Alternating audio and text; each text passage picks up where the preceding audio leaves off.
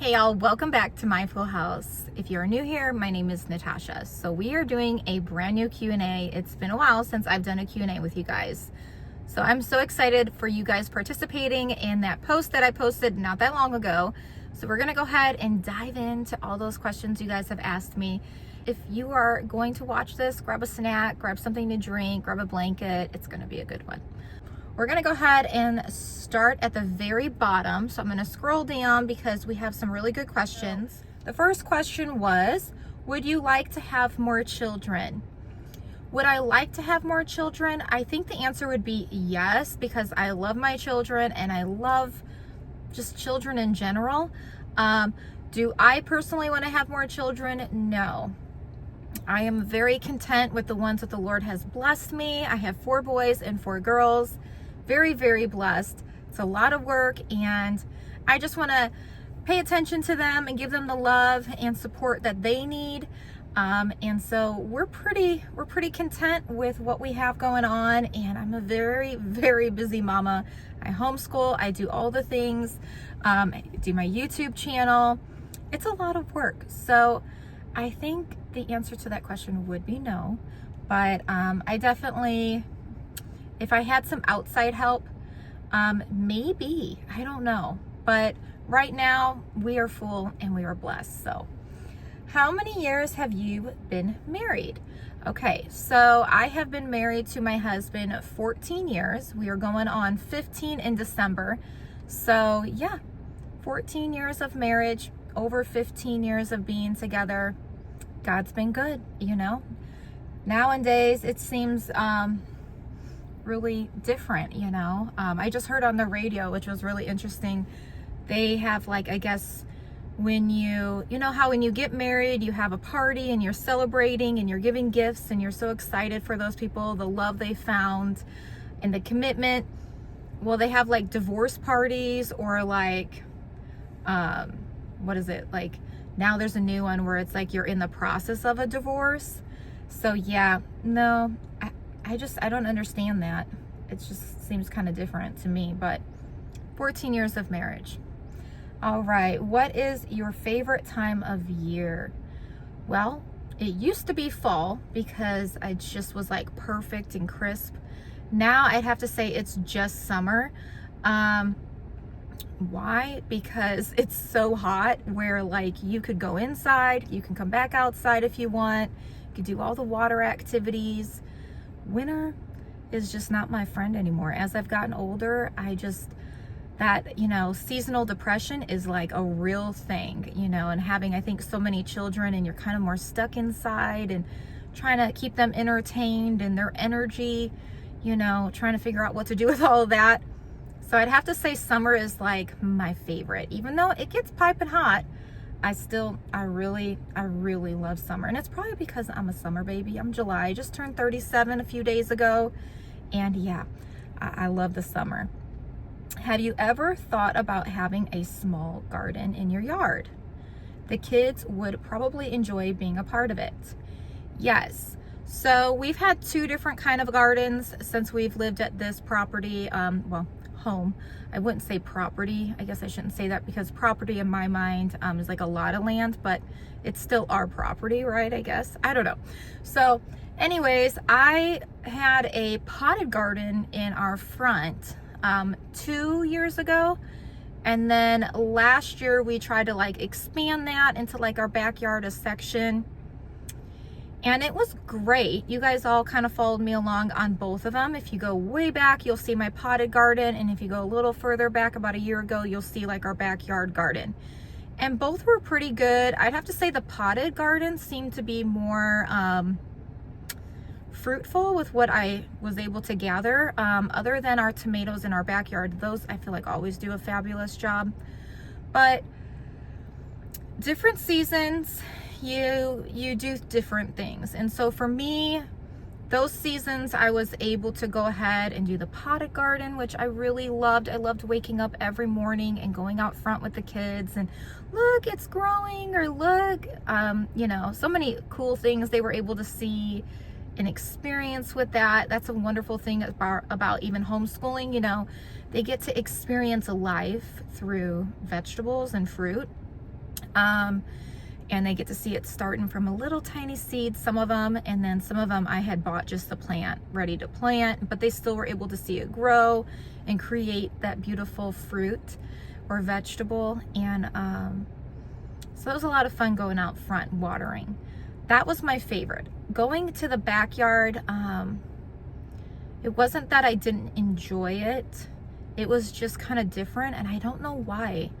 But to me, it was just so different going out in the front and doing that. I think I felt trapped with like a gate, if that makes sense, maybe. Like, you know, one day in our future, hopefully we'll get land and I can have that garden, because I really did enjoy it. It was just so much fun to me. I was learning to have that green thumb, but there are times for things to do, and then there are times when you don't do them. And so this year was one of those years I was picking and choosing, where's my energy going? And my energy just wasn't going towards the garden. And that's okay too. I think we all have those seasons, and we have to listen to what our body can do and handle. So yes, eventually later on, we will have a garden in our life again. But for now, we're having a lot of fun with the slip and slide and the mega water park and all the water activities. Now, if you just saw my new video, I did plant some flowers, so I'm still getting that little green thumb going. But yeah, it's just gorgeous to see life and see it growing and all those stages that it goes through. Alrighty, so let's see here. I just wasn't sure about what kind of emergency you were speaking of, an emergency stock up. Would that be your backstock is because of weather emergencies or national emergencies? Can you elaborate on that? Thank you. Well, thank you for your comment. So my emergency stock up, if I'm honest, is for all different types of emergencies. It could be for weather. It could be for maybe something happens with the store. Recently we had weather happen and it shut down a couple of our Aldis and different stores, and they had to literally throw out thousands of dollars worth of food. So when I would go in, they didn't have any bananas because of what went on. Luckily, I had some bananas in my freezer, so we were still good to go with like making our smoothies and the things we use bananas for. Now, we didn't have fresh, but we were able to still make certain things that the kids enjoyed.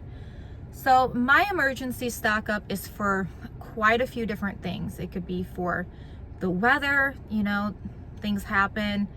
It could be because something similar to like even when COVID happened, you were really shut down and kept inside.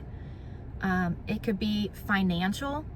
My husband works for the railroad, and he has definitely worked his way up with his seniority. But things still happen, and if he was to get laid off for some reason, we're kind of stocked up for that emergency. So I'd have to say it's for all life's purpose emergencies. It could be we all of a sudden got sick, but I have a nice stock up. I don't have to worry about going out and getting it while I'm sick, wearing a mask, feeling crummy, or my husband going out getting it while he feels sick. We don't have to call anybody because we don't really have we have family that live near us, but we don't have that relationship with them. It's very complicated. So I'm not going to get into that too much because this is a Q&A, but yeah, so you have to figure out ways to make things work. And I've learned through all these years, people get sick unexpectedly. So we've got soup, crackers, things stocked up where if we needed it, it's there. I hope I answered your question well enough. Alrighty. Hello, sweet family. Thank you. Do you guys rent or own? Looks like a big neighborhood by your outside videos. I don't know what part of the country you live in, but do you have family close by? So let's get started with that. We do own our home. So yes to that. We have family nearby, but again, those relationships are very complicated at the moment. Let's see. So My husband has to travel to work for where we live. So that's kind of how that works for us, but it works out just fine. Alrighty. What does your budget look like? I'm not asking how much do y'all make. That's none of our business. But I'm just curious how you guys can afford these large hauls. Okay, so let's start with that. Our budget fluctuates just like anyone's. So it really just depends. Again, if I am just going for normal groceries, we can spend anywhere between $1,500 and a teensy bit more for the month. But that also includes our toiletries, paper towel, things in that nature. Now, what you guys are seeing sometimes is I am buying more because my goal is to have a big pantry. So when I can, if something's on sale or I have a little extra money and I'm like, well, I might need some mayo, well, I'm going to pick up 10 because it's on sale, right? It doesn't mean every time I'm able to do that, but I do believe in being prepared. I'm not scared. At any given point, something could happen to our home, but it also might not happen to our home. It could happen around us. And I could not only bless my family with being prepared, I could also bless another family because I was prepared and maybe they couldn't or they didn't think about it. So our budget fluctuates. It's not always $1,500 because again, if I have extra money, I am the type of mama bear that I want to stock up my pantry, stock up my freezers when I can. And there are times when overtime slows down at my husband's job and we have to start going into that emergency stock up that I stocked up for. But it was there. It's a blessing. And I don't have to worry about tomorrow. I let the Lord worry about tomorrow. But because mom stocked up, we don't have to stress too much about our food. So that's kind of why I do that too. So to answer your question, our budget is about $1,500 a month. That includes, again, our toiletries.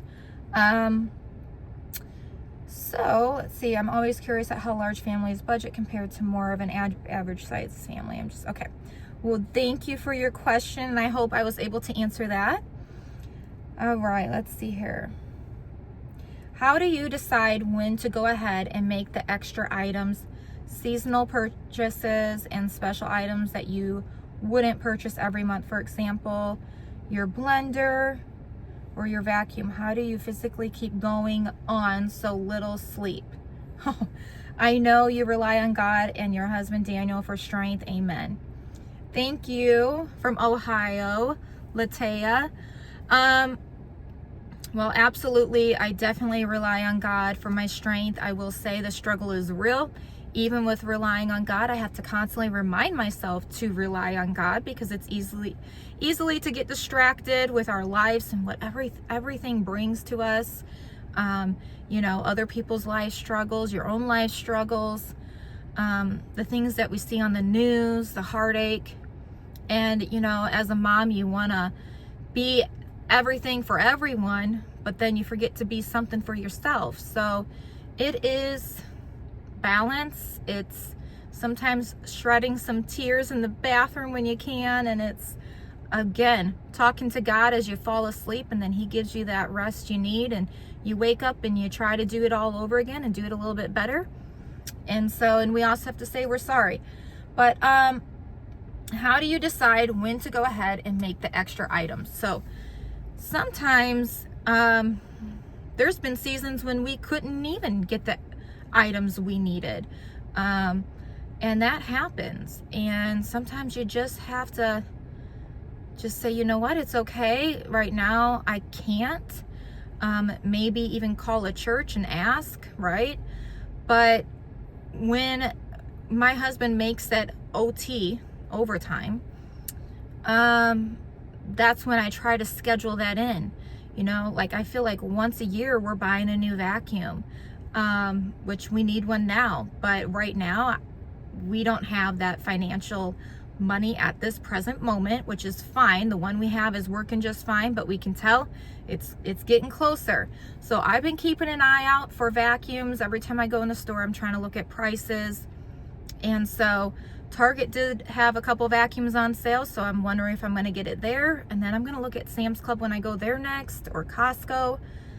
So it honestly, it's only when you have the money. And then if you can put up a little bit each payday and then get it, then you could do that. But I don't think I personally set aside an amount on purpose. I kind of wait till it just runs out, and then we're like, okay, well, it looks like we need a new one, or it's on its way. Like, that's what's happening right now.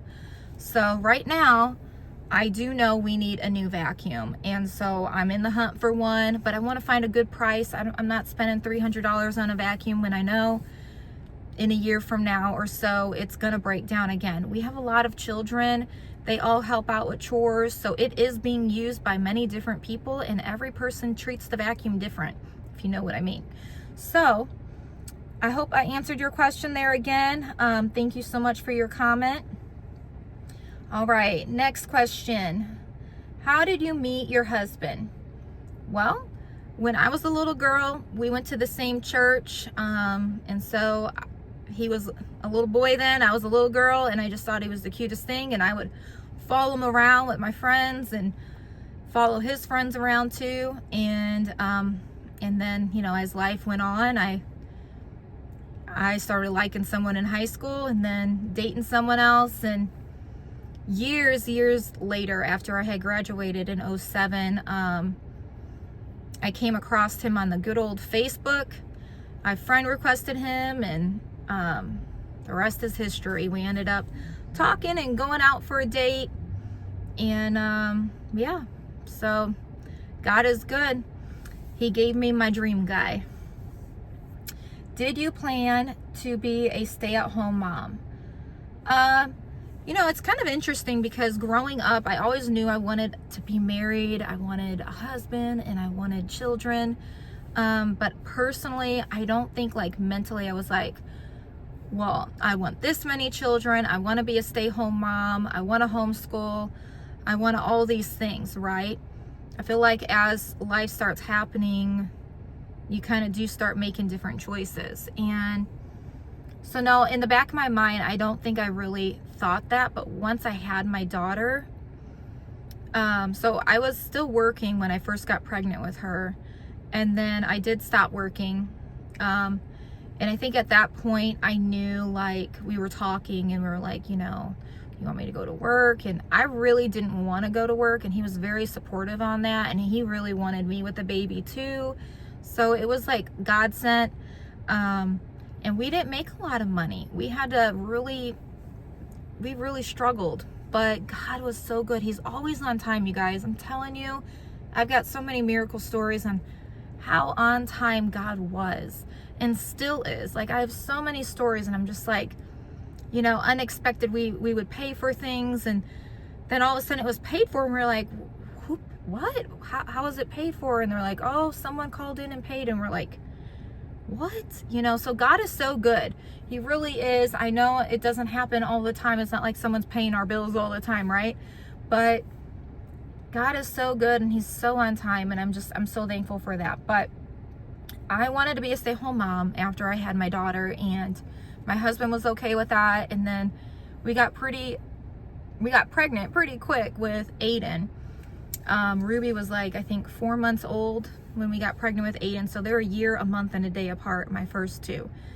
And at that point, you know, I still wanted to stay home. And so there's been plenty of times I'm like, should I go back to work? Should I? And he's like, well, I want you home with the kids. He goes, it's so hard, you know, let's just pray about it. And God has always been so good. So did you work before having kids? Yes, I did. I worked 2 jobs right before I got pregnant with Ruby, and then it went down to one at an orthotic place that I worked at, and then again I stopped working. But I've worked since high school nonstop. I used to live on my own. in an apartment with a roommate. So I have done a lot of work. I know what work is, and I don't mind to work. What did you do for work? So my first job was at a Dairy Queen. Then I worked for a CVS.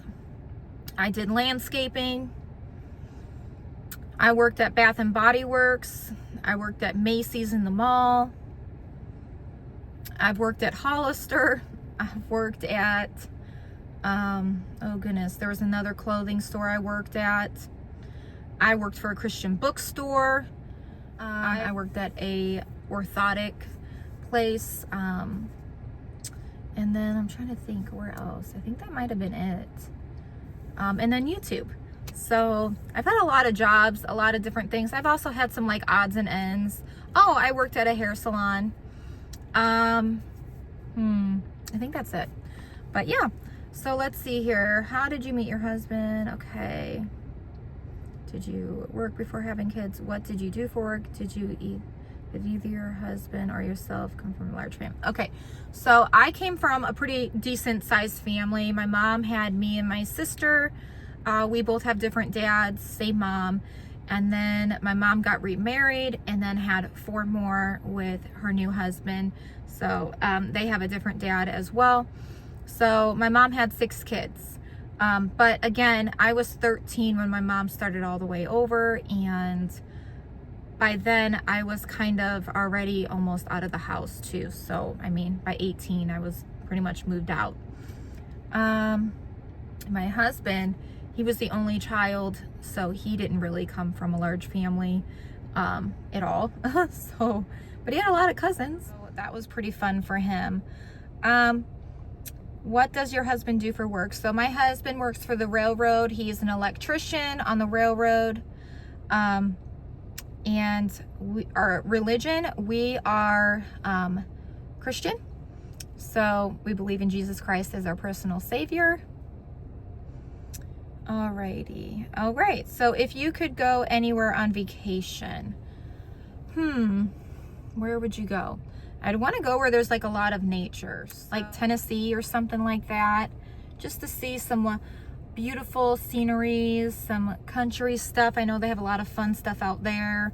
It'd be fun to go to, I think, what is it, Dolly World out there or something like that, where we can just explore and go on a lot of fun adventures together. So anywhere with my family would be a fun time. My favorite Bible verse would have to be, I can do all things through Christ who strengthens me, Philippians 4:13. Because without Christ, I could do nothing. And I really believe that with him, he gives me the strength that I need. Believe me, I think we've all tried to do it on our own, and we learn real quick that he gives us the strength that we need if we just ask for it and surrender ourselves and cast all of our burdens onto him, which isn't easy. You got to constantly do it. Cast it on him, cast it on him.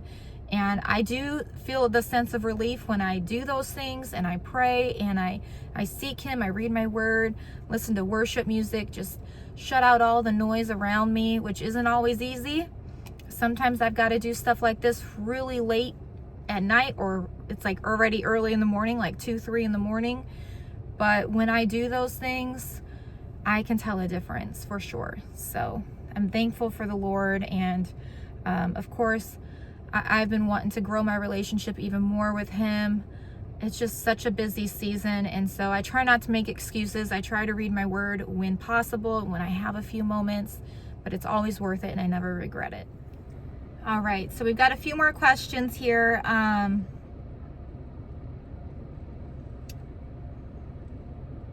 Have you ever thought more about backyard chickens? Like I mentioned, once we get land, I would love to have a garden and get some chickens, even a cow. I'd love to get my kids some like mini ponies. So that is like way in the future. I don't know when that will happen, but those are future plans, future goals. I would love to have a pole barn. Personally, I would love to live out a barnuminium. That would be like long-term. Like I would love to live out of one of those and have a tornado shelter, you know, for backup when needed, things like that. So But right now, I'm just focusing on the now and still planning for the future as we go through our life. But chickens aren't a thing right now for us with the size backyard we have. If we didn't have so many kids, maybe 2 or 3 kids, maybe we would get some chickens, but our kids really need that space to run around and have fun when we're not going to the park and other things like that. Let's see here.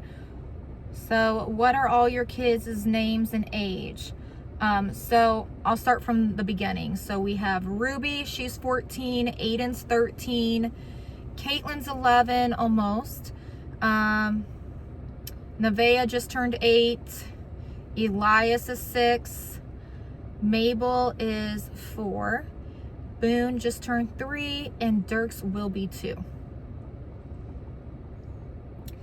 Do Daniel and you have a favorite Bible verse? Like I mentioned, my favorite Bible verse is Philippians 4:13. Daniel's, I don't know what his would be. I'd have to ask him. That's a good question.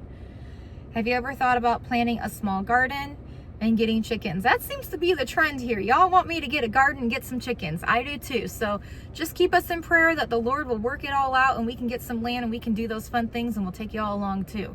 So one day, you guys. So what are the ages? Okay, we said that one. What would you like? Would you like to have more? Does your hubby do for a living? And what would you change? Anything and why? What is the, okay. Would I change anything? Well,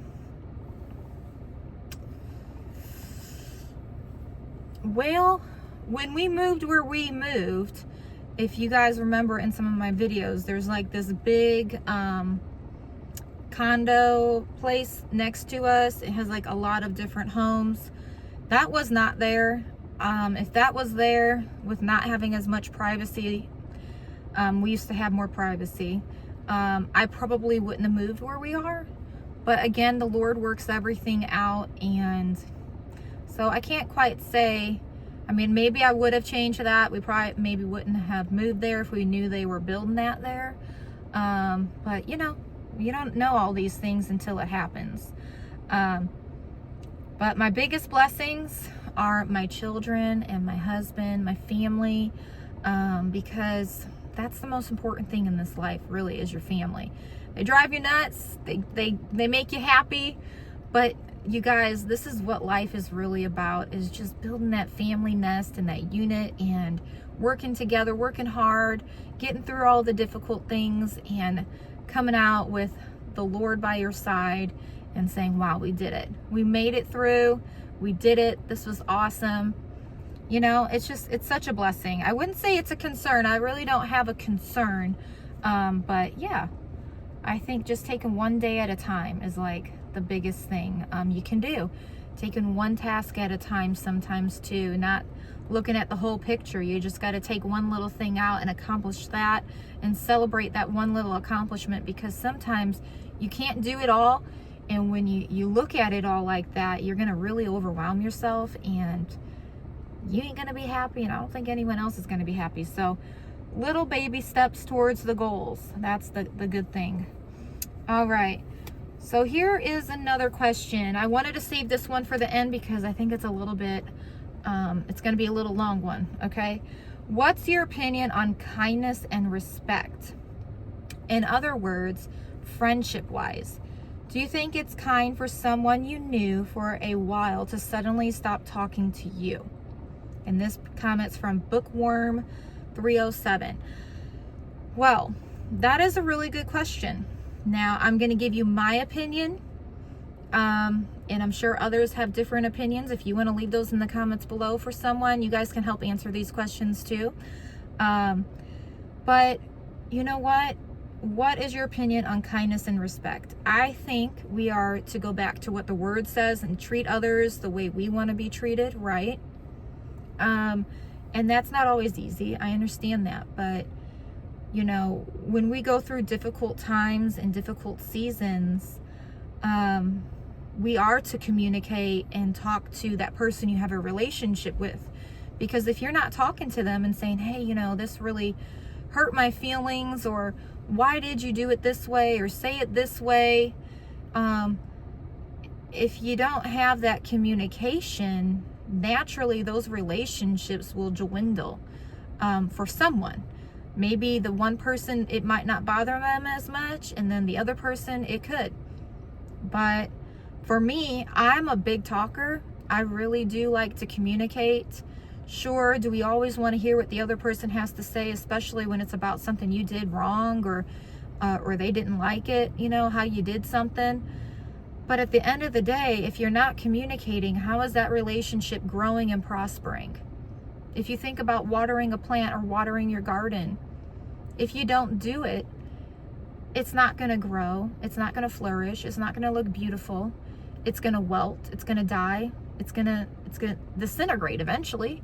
So do you want those relationships to disintegrate, or do you want them to prosper and look beautiful and have a couple little things that need to be trimmed out from here and there, right?